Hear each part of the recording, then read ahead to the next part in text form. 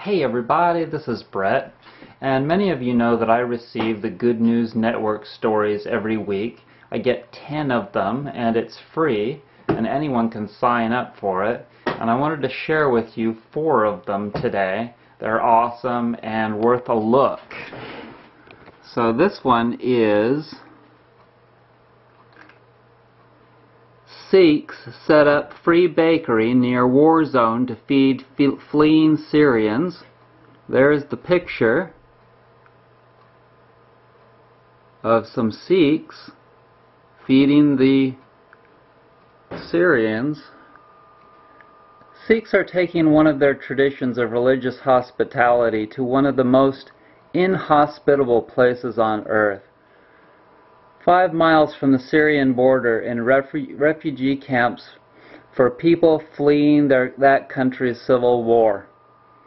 The UK group Langar Aid, an organization that provides food and water to people in need, has set up a bakery that currently feeds 14,000 people a day.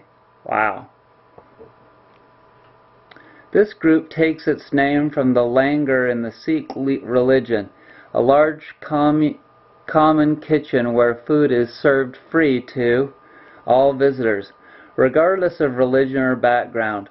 Langars are typically found at Sikh place of worship, but wherever Sikhs are, they have established the free kitchens open to all. Volunteers have been feeding distressed people for over a year now, reports the Times of India.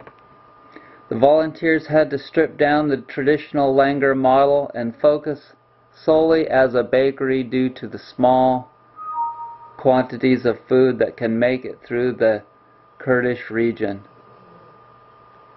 However, in recent months, more support has been pouring in from around Europe, which could allow them to broaden their scope. Okay, check this one out. Paddleboarders' peaceful encounter with 2 whales captured by drone. Look at that. We're just going to skip all that and watch the vid.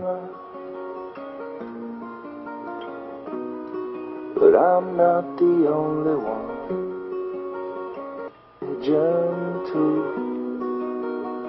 Now those are not killer whales. That I'm a dreamer. Thank God. And the world will live as one. No need for greed. Now that is a drone flying directly over them. A brotherhood.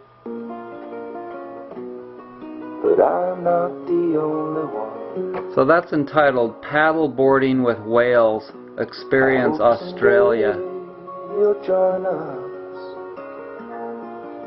Really beautiful. And you gotta love that music. Okay, next. Dogs stand guard. Hold vigil for fawn overcome by wildfire. So there you can see some of those Great Pyrenees dogs that guard the cattle, the sheep, various grazing animals. That's their job, you know.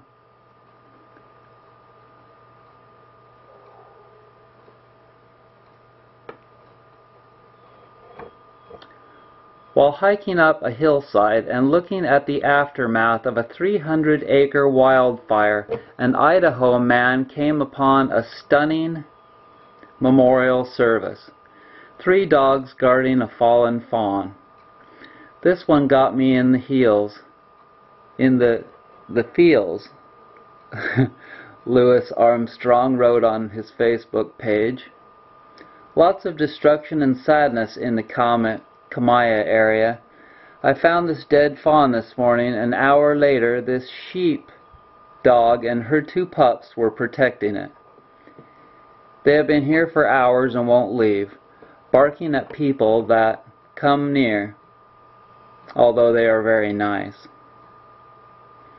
Armstrong didn't know where the dogs came from or exactly how long they had been protecting the fawn from predators during their vigil. But the photo shows the powerful protective instincts of this mother dog and her pups.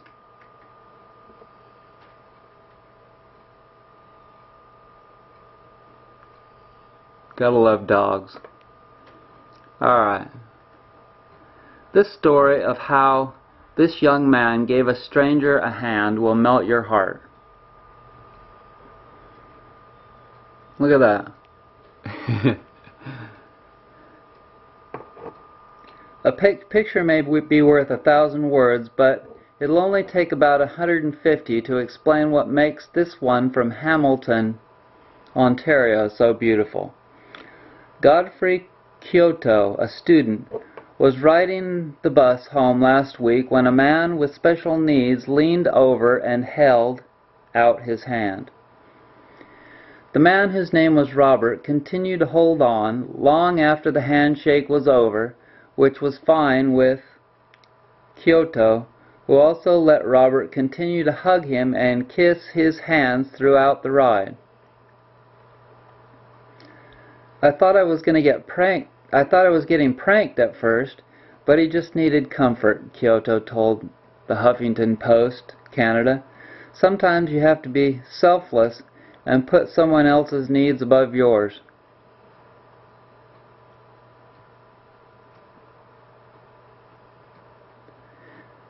I didn't know if you could post this, but I would like to say thank you to the guy who was sitting beside a special needs gentleman. He allowed him to hold his hand and find comfort well in a packed bus. It makes my day when I see stuff like that. That's exactly what he did, right up to the last stop on the bus. Robert's family later contacted Kyoto on Facebook to thank him and let him know that their uncle has cerebral palsy and is deaf. Kyoto told the radio station, KISS 92.5, that he gets his propensity for kindness from his mom.